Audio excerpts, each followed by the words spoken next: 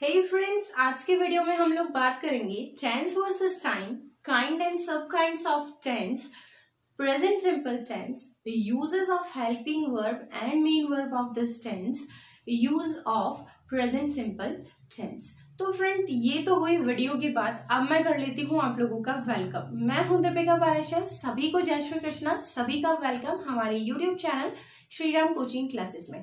तो फ्रेंड्स, चलिए स्टार्ट करते हैं आज का हमारा टॉपिक, जिसका नाम है टेंस।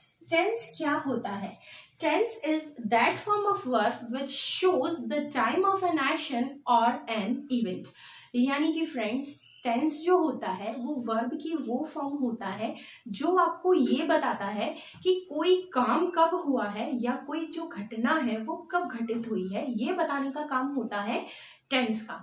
यानी कि टाइम तो आप लोग जानते ही हैं कि 3 पार्ट में हम लोगों ने टाइम को बांट रखा है, जैसे कि प्रेजेंट, पास्ट और फ्यूचर।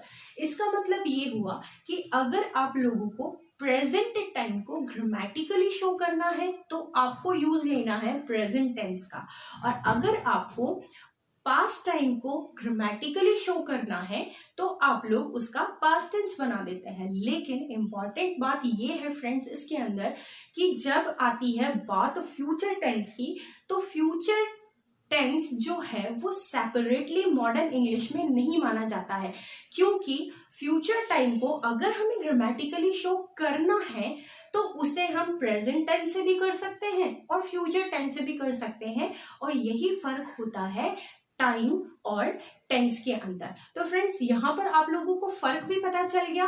टाइम के बारे में हमने देखा कि हमने 3 तरह के टाइम यहाँ पर देखे और 2 तरीके के टेंस यहाँ पर देखे, लेकिन पढ़ने हमें तीनों ही टेंस है, प्रेजेंट, पास्ट और फ्यूचर। तो चलिए स्टार्ट करते हैं हम लोग। जैसे कि हमने यहाँ पर देखा, there are 3 kind of tense, present, past and future.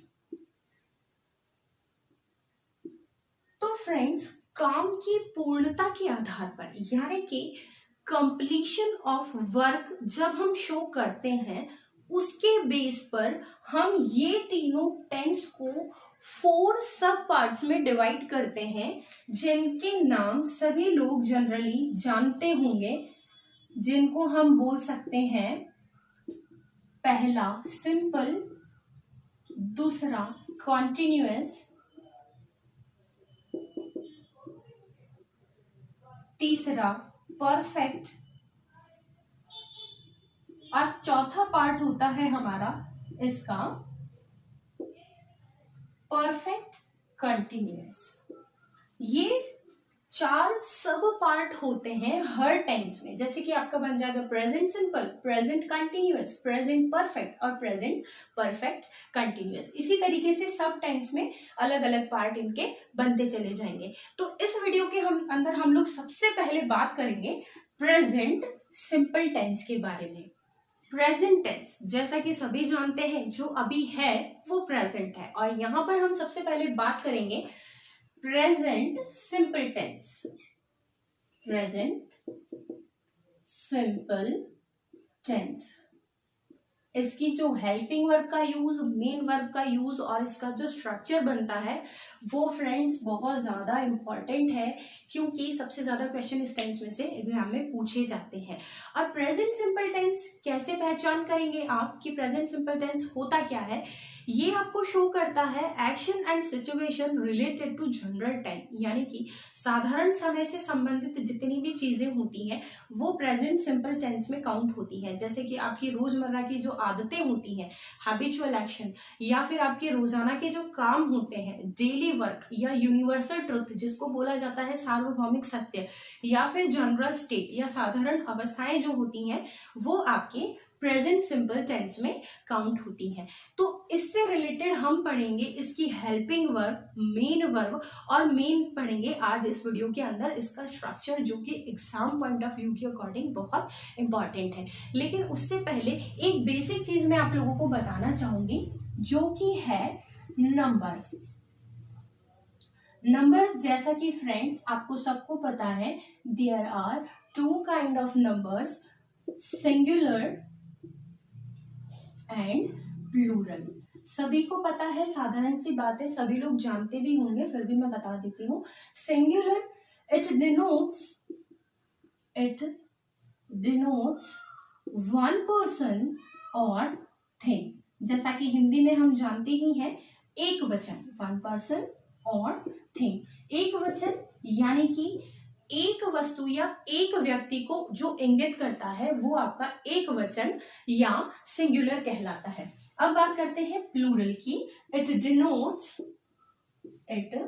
Denotes more than one person और थिंग, वन पर्सन और थिंग, यानी कि ये एक वचन और वो बहुवचन। और अब बात करते हैं प्रेजेंट सिंपल टेंस के हेल्पिंग वर्ब के बारे में, क्योंकि देखिए फ्रेंड्स, सबसे ज्यादा कंफ्यूजन होता है कि कहाँ हेल्पिंग वर्ब लगानी है, कहाँ मेन वर्ब लगानी है, कहाँ पर दोनों साथ में आएगी, कहाँ पर एक आएगा, कहाँ पर नहीं आएगा। सबसे ज्यादा कंफ्यूजन इसी में ही होता है। तो सबसे पहले हम देखते हैं कि प्रेजेंट सिंपल टेंस की हेल्पिंग वर्ब होती है डू और डज। तो सबसे पहले तो आप ये जान लीजिए कि डू किसके साथ लगता है और डज किसके साथ लगता है। मैं आप लोगों को तरीका बताती हूँ कि सबसे पहले आप डज को डिसाइड कर लीजिए कि इसको किसके साथ लगना है, और अगर ये याद रह गया तो बची हुई चीजों में आपको ऑटोमेटिकली डू लगाना है। इसके लिए देखिए फ्रेंड्स, क्या कंडीशन होती है कि अगर सेंटेंस में आपका सब्जेक्ट अगर थर्ड पर्सन प्लस सिंगुलर, ध्यान से देखिएगा फ्रेंड्स, यहां पर मैंने दो चीजें लिखी हैं। एक तो आपका सब्जेक्ट होना चाहिए थर्ड पर्सन, और आपका थर्ड पर्सन होने के साथ साथ वो सिंगुलर नंबर भी होना चाहिए। यानी कि अगर आपके सब्जेक्ट पर ये दोनों कंडीशन अप्लाई होती हैं तो आपको डज हेल्पिंग वर्ब लगानी है, और अगर ये दोनों में से किसी भी एक कंडीशन की अकॉर्डिंग आपका सब्जेक्ट अप्लाई नहीं हो रहा है इन कंडीशन के ऊपर, तो आपको डू हेल्पिंग वर्ब लगानी है। यानी कि जो बच गया उस पर आपको डू लगाना।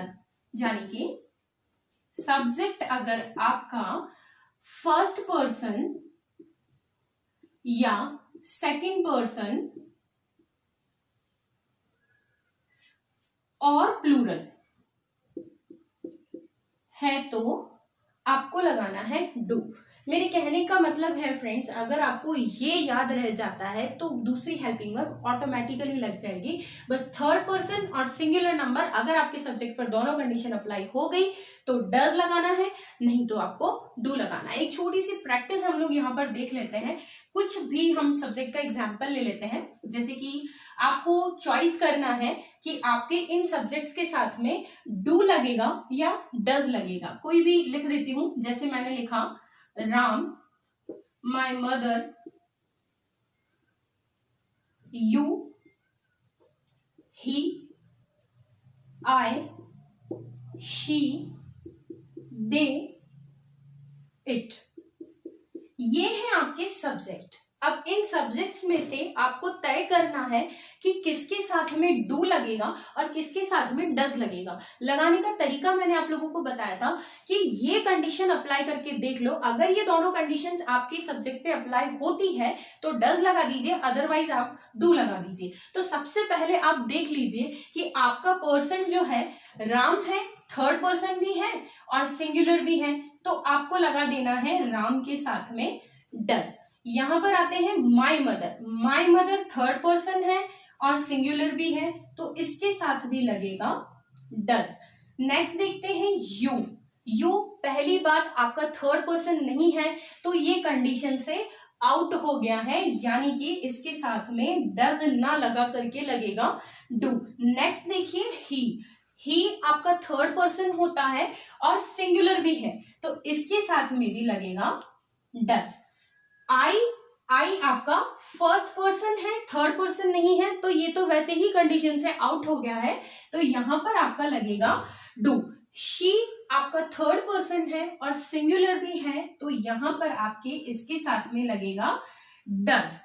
दे थर्ड पर्सन तो है लेकिन सिंगुलर नहीं है। मैंने कहा था दोनों कंडीशन आपके सब्जेक्ट के ऊपर अप्लाई होनी चाहिए। तो दे जो होता है ये थर्ड पर्सन तो है लेकिन सिंगुलर नहीं है, तो हम इसके साथ में डज नहीं लगा सकते क्योंकि ये हमारी कंडीशन से आउट हो चुका है। और यहां पर हम दे के साथ में लगाएंगे helping verb do.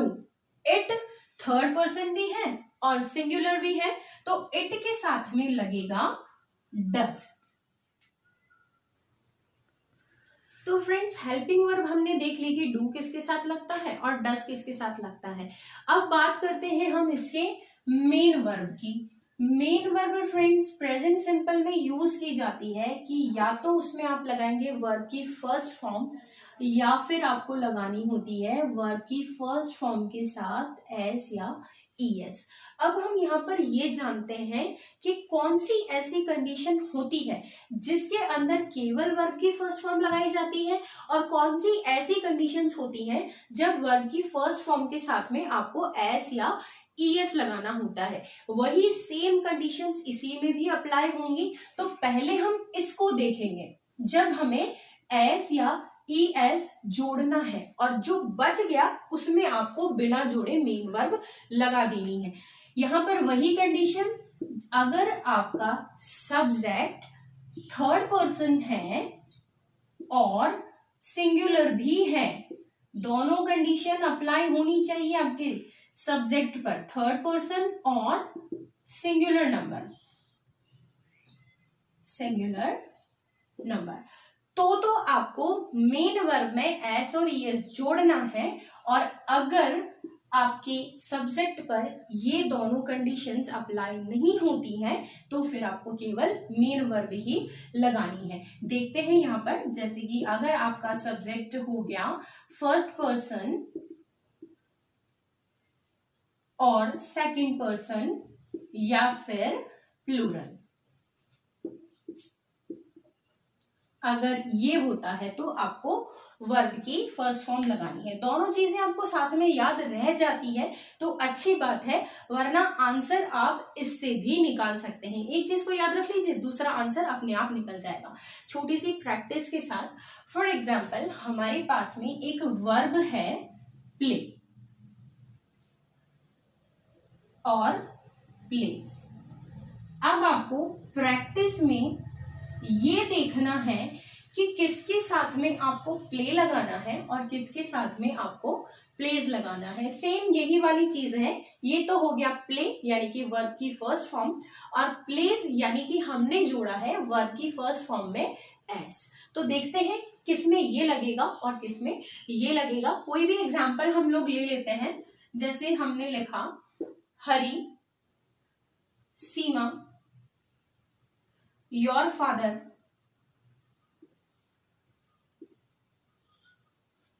She, I, we, they, you, it. तो ये कुछ एग्जाम्पल्स हैं, ये सभी हमारे सब्जेक्ट हैं। और अब आपके सब्जेक्ट्स पर आप ये दोनों कंडीशंस अप्लाई करके देखिए। यहां से स्टार्ट करते हैं। हरी जो है आपका थर्ड पर्सन भी है और सिंगुलर भी है, तो यहां पर आपकी मेन वर्ब यानी कि प्ले के अंदर हम जोड़ देंगे एस, क्योंकि दोनों कंडीशन आपके हरी पर अप्लाई हो गई है। सेम कंडीशन आपकी सीमा की वर्ड पर रहेगी। सीमा थर्ड पर्सन भी है और सिंगुलर भी है, तो इसके साथ भी लगेगा प्लेस। योर फादर सिंगुलर है और थर्ड पर्सन है, दोनों कंडीशंस अप्लाई हो गई हैं इस पे, तो आपके मेन वर्ब के साथ में हमने जोड़ दिया एस। यहां बात करते हैं शी, सिंगुलर भी है और थर्ड पर्सन भी है, अगेन यहां पर लगेगा प्लेस। आई थर्ड पर्सन नहीं है, कंडीशन से आउट हो गया है। इसका मतलब यहां पर हमें वर्ब में एस और ईएस नहीं जोड़ना है, केवल वर्ब की फर्स्ट फॉर्म आएगी। वी फर्स्ट पर्सन है तो ये भी कंडीशन से आउट हो गया है, यहां पर हमको केवल प्ले लिखना है। दे थर्ड पर्सन है लेकिन सिंगुलर नहीं है। एक कंडीशन तो इस पे अप्लाई हो गई है लेकिन दूसरी कंडीशन के साथ ये सेट नहीं हो रहा है, सिंगुलर नहीं है। तो सिंगुलर नहीं है, इसीलिए हमको लगाना है केवल वर्ब की फर्स्ट फॉर्म। नेक्स्ट हम देखते हैं यू आपका सेकंड पर्सन है, तो इस वाली कंडीशन से ये आउट हो गया है, यानी कि केवल वर्ब की फर्स्ट फॉर्म। और इट जो है आपका थर्ड पर्सन भी है और सिंगुलर भी है, तो यहां पर फिर से हम वर्ब की फर्स्ट फॉर्म के साथ में जोड़ देंगे एस। यानी कि आपको टोटल केवल ये याद रखना है कि अगर आपका सब्जेक्ट थर्ड पर्सन और सिंगुलर नंबर दोनों कंडीशन के अकॉर्डिंग सेट होता है तो वर्ब में एस ईएस जोड़ना है, और ये दोनों कंडीशन अगर आपके सब्जेक्ट पर अप्लाई नहीं होती है तो आपको केवल वर्ब की फर्स्ट फॉर्म यूज करनी है। तो फ्रेंड्स, ये हो गई बातें हेल्पिंग वर्ब के बारे में, मेन वर्ब के बारे में। और अब हम बात करते हैं इसकी सबसे इंपॉर्टेंट चीज जो कि है इसका स्ट्रक्चर। स्ट्रक्चर यानी कि फ्रेंड्स, मैंने बेसिक वीडियो के अंदर आप लोगों को बताया था kind of sentences, affirmative, negative and interrogative, present simple और पास्ट सिंपल। फ्रेंड्स, दो टेंस ऐसे हैं जिनमें थोड़े से अलग रूल लगते हैं स्ट्रक्चर में। जैसे इसमें अलग रूल लगेगा और इन दो में अलग रूल बनेगा। जैसे कि मैं आपको बताऊं, हमने दो चीजें सीखी थी। एक अभी तक हमने सीखा है प्रेजेंट सिंपल टेंस की हेल्पिंग वर्ब यानी कि डू डज, और दूसरा हमने सीखा इसकी मेन वर्ब यानी कि या तो वर्ब की फर्स्ट फॉर्म या फिर वर्ब की फर्स्ट फॉर्म के साथ में एस या ईएस। अब ध्यान से सुनना फ्रेंड्स मेरी बात को। प्रेजेंट सिंपल टेंस का जो अफर्मेटिव सेंटेंस होता है यानी कि जो सकारात्मक वाक्य होते हैं उनके अंदर हेल्पिंग वर्ब का यूज नहीं होता, हेल्पिंग वर्ब का यूज नहीं होता। लेकिन नेगेटिव और इंटेरोगेटिव में हेल्पिंग वर्ब का यूज होता है, यूज होता है। ध्यान से देखिएगा फ्रेंड्स, ये चीजें आप लोगों के स्ट्रक्चर में बहुत काम आएगी। और अब हम बात करते हैं मेन वर्ब की। तो अफर्मेटिव सेंटेंस जो होते हैं प्रेजेंट सिंपल टेंस के, अफर्मेटिव यानी कि जो सकारात्मक वाक्य होते हैं, उसमें मेन वर्ब में V1 या फिर V1 प्लस S या ES यूज होता है। और इंटेरोगेटिव और नेगेटिव में हम लोग देखेंगे कि मेन वर्ब का यूज तो होता है, लेकिन मेन वर्ब यानी कि केवल V1, यहां पर S और ES का यूज हमको नहीं करना है। चलिए देखते हैं हम इनके स्ट्रक्चर के बारे में। तो फ्रेंड्स, स्ट्रक्चर को समझने के लिए हम कोई भी एक छोटा सा एग्जांपल ले लेते हैं और एक वर्ब ले लेते हैं। देखिए, हेल्पिंग वर्ब तो हमारे पास में है डू और डस, और कोई भी एक मेन वर्ब हम लोगों ने ले ली है प्ले। जैसा कि प्ले में हम लोगों ने प्रैक्टिस की थी, इसीलिए मैंने प्ले का एग्जांपल लिया है ताकि आप लोगों को समझ में आ सके। अगर प्रेजेंट सिंपल टेंस का अफर्मेटिव आपको बनाना है तो स्ट्रक्चर हम लोगों ने बेसिक वाले वीडियो में देखा था। इसका स्ट्रक्चर बनेगा subject plus helping verb plus main verb plus object. लेकिन अभी अभी थोड़ी देर पहले मैंने आप लोगों को रूल बताया था कि अगर आपका सेंटेंस प्रेजेंट सिंपल टेंस में है और वो भी अफर्मेटिव है तो उसके अंदर हम लोगों को हेल्पिंग वर्ब का यूज नहीं करना है। तो अगर आप इनको लेकर के यहाँ पर सेंटेंस बनाएंगे तो आप कुछ भी सब्जेक्ट यहाँ पर लगा दीजिए ही। और मैंने आपको बताया था कि अगर आपका अफर्मेटिव सेंटेंस है तो हेल्पिंग वर्ब लगेगी नहीं। और मेन वर्ब आपको कैसे यूज करना है, अगर आपका सब्जेक्ट सिंगुलर भी हो और थर्ड पर्सन, दोनों ही कंडीशन अगर अप्लाई होती है तो आप लोगों को मेन वर्ब में एस या ईएस जोड़ना है। तो आपका स्ट्रक्चर बन जाएगा ही प्लेज फुटबॉल। ऐसे बनता है आपका सेंटेंस। नेक्स्ट हम बात करते हैं नेगेटिव की।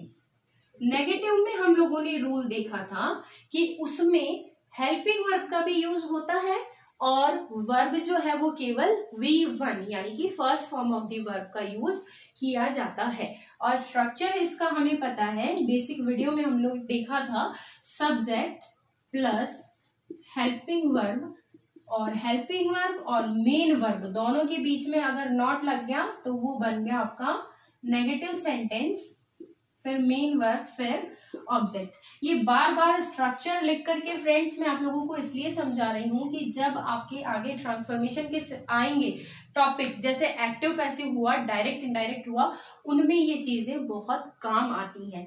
तो यहाँ पर सब्जेक्ट जैसे हमने ले लिया वापस से ही, हेल्पिंग वर्ब है हमारे पास में डू और डज। डू और डज के लिए मैंने आप लोगों को बताया था कि डज को कंडीशन में रख करके देख लीजिए, लग जाता है तो अच्छी बात है, नहीं तो फिर आप डू लगा दीजिए। डज के लिए हम लोगों ने कंडीशन देखी थी कि अगर आपका सब्जेक्ट सिंगुलर और थर्ड पर्सन दोनों कंडीशन पे सेट हो जाता है तो आपको डज लगाना है। तो ही है आपका सिंगुलर और थर्ड पर्सन, तो हेल्पिंग वर्ब हम यहां पर लेंगे डज। He does not. और मेन वर्ब के लिए मैंने आप लोगों को बताया था कि अगर आपका नेगेटिव और इंटेरोगेटिव सेंटेंस होता है तो उसमें केवल वर्ब की फर्स्ट फॉर्म लगती है, एस या ई एस नेगेटिव और इंटेरोगेटिव में हमको नहीं लगाना है। तो यहां पर हो जाएगा आपका प्ले और ये हो गया आपका ऑब्जेक्ट फुटबॉल।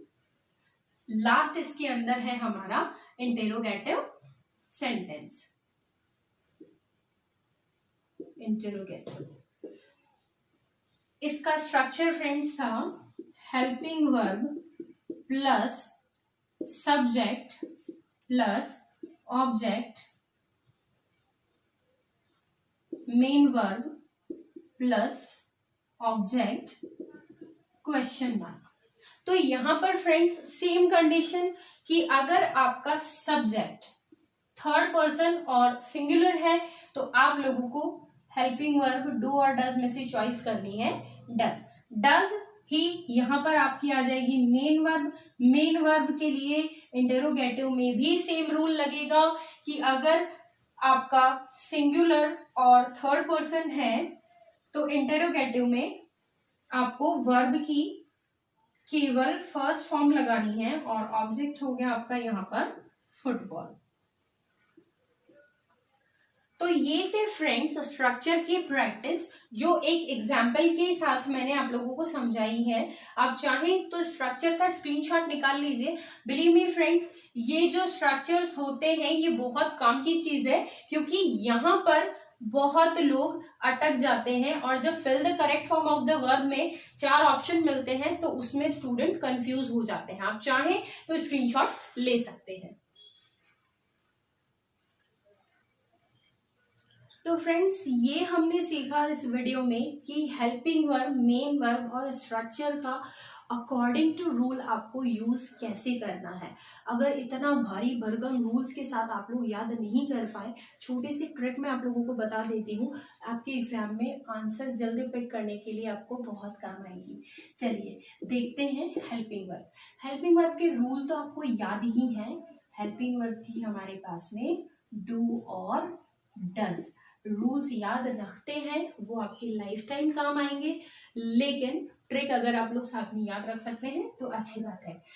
अगर आपको डू लगाना है तो इसके लिए आप डायरेक्टली याद रख सकते हैं आपके सब्जेक्ट्स को, आई, वी, यू, दे और एनी प्लूरल। और डज के लिए अगर आपको लगाना है तो यहां पर आप लगा सकते हैं ही, शी, इट, कोई भी नाम है या फिर any other singular thing. Video जिसने भी देखा है रूल के अकॉर्डिंग शायद ये ज्यादा इजी लगेगा, क्योंकि ट्रिक है ना, आंसर जल्दी पिक होता है। अब हम बात करते हैं मेन वर्ब की ट्रिक के बारे में, जो सेम कंडीशन आपके अप्लाई होगी। आपको डिसाइड अगर करना है कि वर्ब की फर्स्ट फॉर्म लगेगी या फिर वर्ब की फर्स्ट फॉर्म के साथ एस यस जोड़ना है या नहीं जोड़ना है, सेम कंडीशन आप लोगों के अप्लाई होगी।